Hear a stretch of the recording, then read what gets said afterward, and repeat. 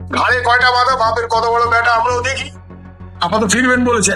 আর ভারতের কাছে শেখ হাসিনা এবং সবগুলি রাজনৈতিক দলের কাছে শেখ হাসিনা হচ্ছে বহিঞ্জি। সে নরেন্দ্র মোদীরও বহিঞ্জি, অজিত ডোভালেরও বহিঞ্জি, সবারই বহিঞ্জি উনি। আর Sheikh Hasina is an honoured guest in India. এটা আমি খুব দায়িত্ব নিয়ে বলছি।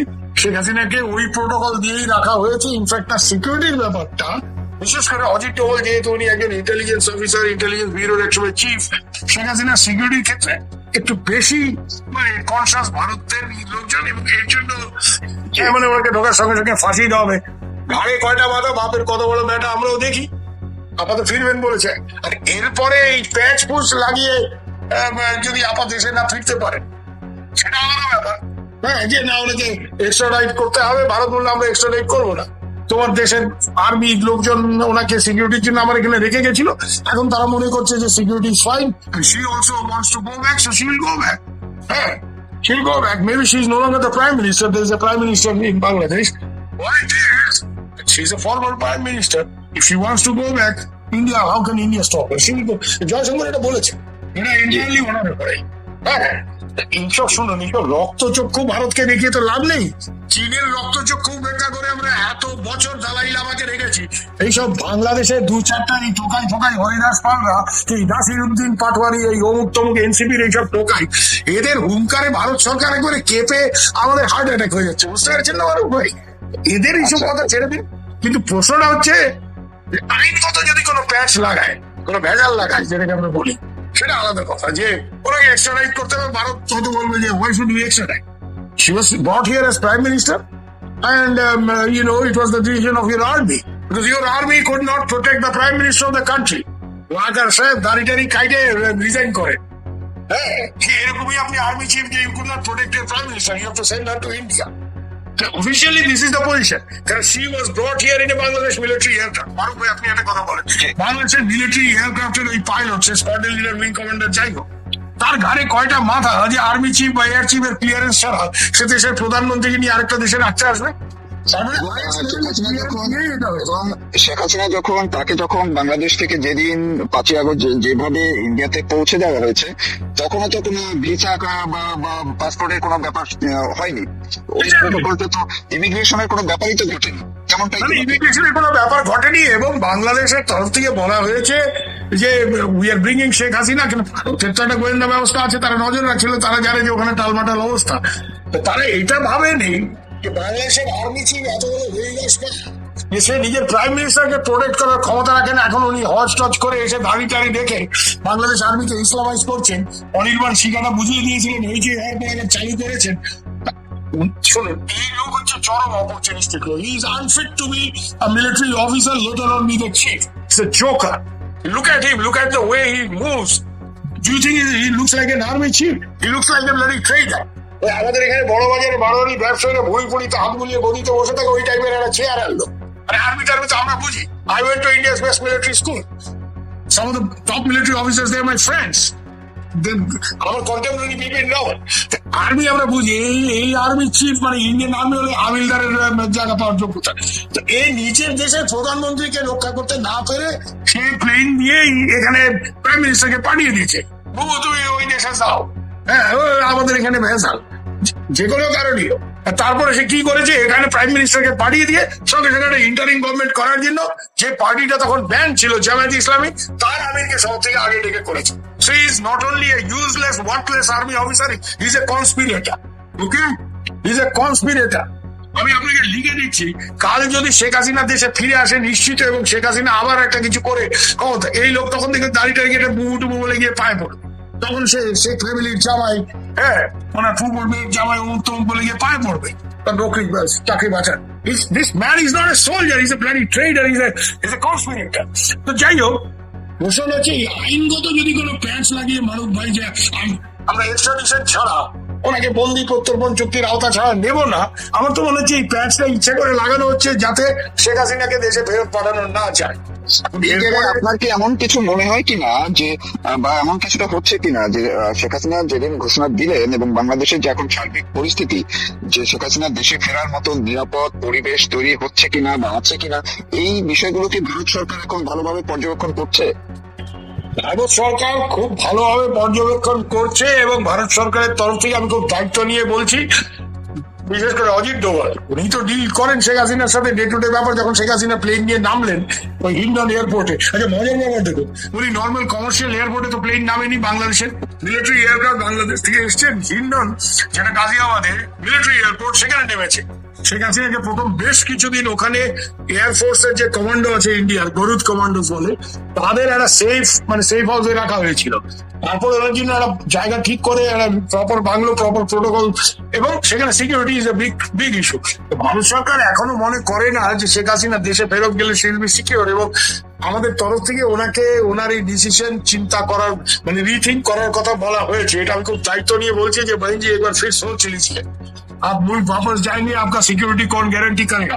কারণ যেই আর্মি চিফ তোমাকে তখন প্রাইম মিনিস্টার থাকা অবস্থায় সিকিউরিটি দিতে পারেনি, তাড়াতাড়ি প্লেনে করে এখানে নামিয়ে গেছেন, সেই আর্মি চিফ এবং তারা আজকে তোমায় সিকিউরিটি দেবে, সেখানে অন্য একটা সরকার। কিন্তু শেখ হাসিনার ব্যাপার তো আপনি জানেন, শেখ হাসিনার মাথায় এটা আমাদের এখানে লোকজন হলো বাইনজি কা দিমাগ মে কুছ ঘুস গিয়া বহুত মুশকিল হয়। শেখ হাসিনার সাথে না আমাদের এখানে লোকজনের যে সম্পর্ক, we never can dictate Sheikh Hasina. কালকে অজিত और नहीं आप नहीं जाएंगे बहन बोलता है, सबसे पहले बहन जी आप थोड़ा एक बार फिर से सोच लीजिए, ये बहुत गड़बड़ है, অমুক है। আমাদের আমি এটা বলতে পারি ইন্ডিয়ার যথেষ্ট সিকিউরিটি কনসার্ন আছে, কিন্তু এখন শেখ হাসিনা বলেছেন আমি ফিরবই, সে হবে ওখানে ফিরবো। এবং শুধু একা ফিরবো না, আমার দলের শীর্ষ নেতা যারা এখানে নির্বাসনে আছে তাদের নিয়ে ফিরবো। অর্থাৎ এখানে তো অনেক লোক আছে, অনেক সিনিয়র লিডার আছে, তাদের সবাইকে নিয়ে ফিরবেন।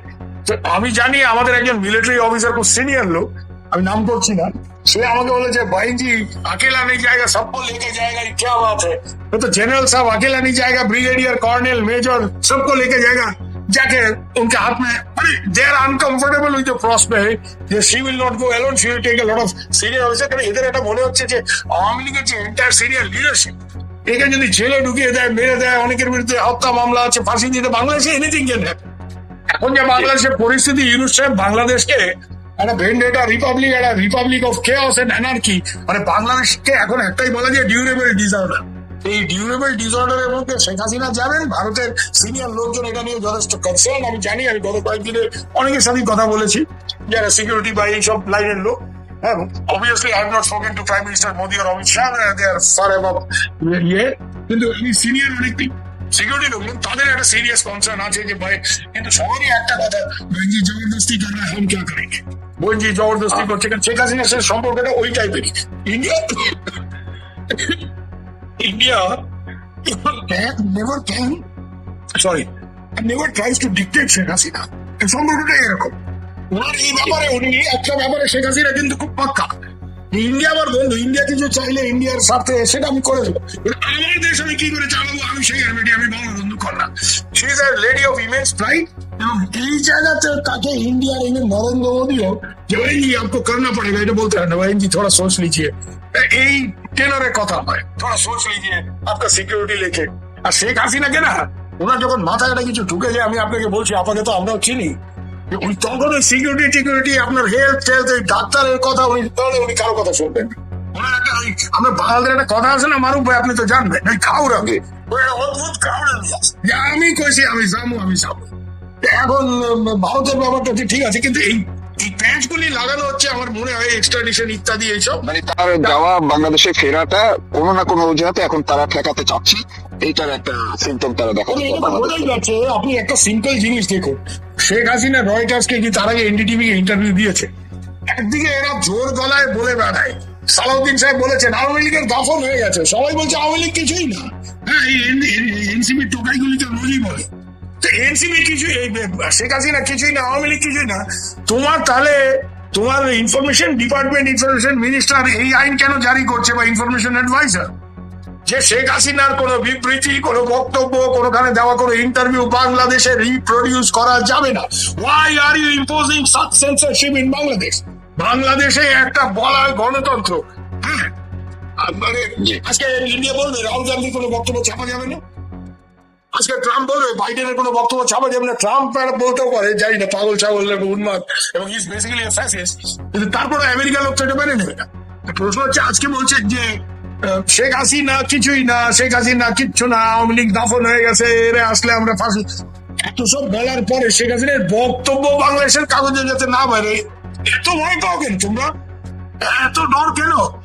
কিছুই যদি না, শেখ হাসিনা দাফন হয়ে গেছে আওয়ামী লীগ, তুই দাফন হয়ে যাওয়ার নেতা নেত্রী আওয়ামী লীগকে নিয়ে এত সমস্যা কেন, এত ভয় কেন তোমাদের? আসলে কি জানে, আওয়ামী লীগের জমের মতো ভয় পায় যে কোনো কারণে হোক। আমি আর তার মধ্যে যাইতে চাই না। যখন থেকে আমার আমি কথা এবার বলছে একটু- যে আমি দেশে ফিরবো, তখন থেকে কিন্তু এদের খাওয়া বেরিয়ে গেছে এক এক সময়, এক এক সম্মান। হ্যাঁ, সরি। না, আমি এই বিষয়টা একটু জানতে চাচ্ছিলাম শেষের দিকে। সেটা হলো যে এই আওয়ামী লীগের নেতাকর্মী যারা এখন আছেন কলকাতায় বা দিল্লিতে অর্থাৎ ভারতে আছেন, এর পাশাপাশি বিশ্বের বিভিন্ন দেশের অনেক আওয়ামী লীগ নেতারাও দেখছি ভারতে চলে গেছেন, ভারতে এই মুহূর্তে আছেন। অনেকে এই যোগাযোগটা বাড়ছে। তার মানে কি এটা একটা এই দেশে ফেরার জন্য যে শেখ হাসিনা বলছেন সবাইকে সহ যাবেন, সেটার একটা প্রাক প্রস্তুতি চলছে কিনা? আপনি তেমনটা মনে করছেন কিনা? হ্যাঁ, সেটা এগিয়ে যাচ্ছে কিনা?